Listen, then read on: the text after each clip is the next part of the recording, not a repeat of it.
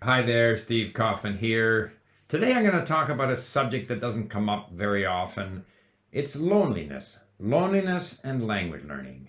Remember, if you like these videos, please subscribe. Click on the bell for notifications. If you follow me on Apple Podcasts or Spotify or other podcast services, I'd appreciate it if you could leave a review. So, first of all, I have received some comments to the effect that my sound is too low, so I've worked on the orientation of my microphone here, and hopefully this is better. Loneliness. So, it's a subject that never comes up. We think of language learning, we're learning to communicate with people, we're going to make new friends, we're going to connect with new cultures.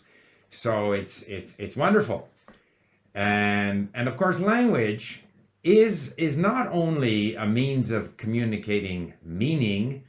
Language is a means of connecting with people. I've even seen a theory that the first humanoids developed language as a means of sort of social grooming.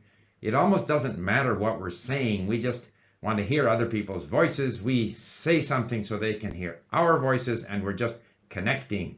And that serves a need, a social need that we have to connect with other people.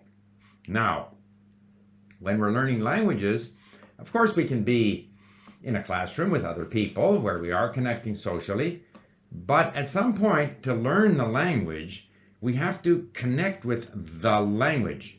We have to listen and read, as I always say.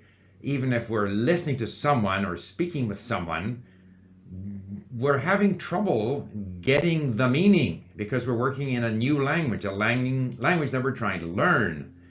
And I have had the experience, particularly when I learned a language very intensively, like I did with Chinese, where I was like 7 hours a day in this Chinese world, not just casually connecting with people, not watching movies that I understood easily in my own language, not being with friends and family, but sitting there trying to get my brain cells to get used to this new language.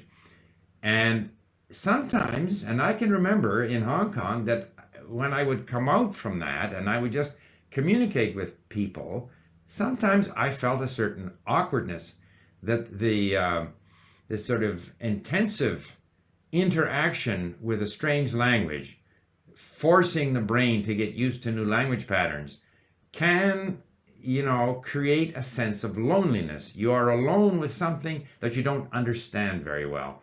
And like even now, for example, my wife might be watching a movie on Netflix in English or French, language which we understand, and where in any case there are subtitles for the French, and it would be nice to just sit there and enjoy the movie.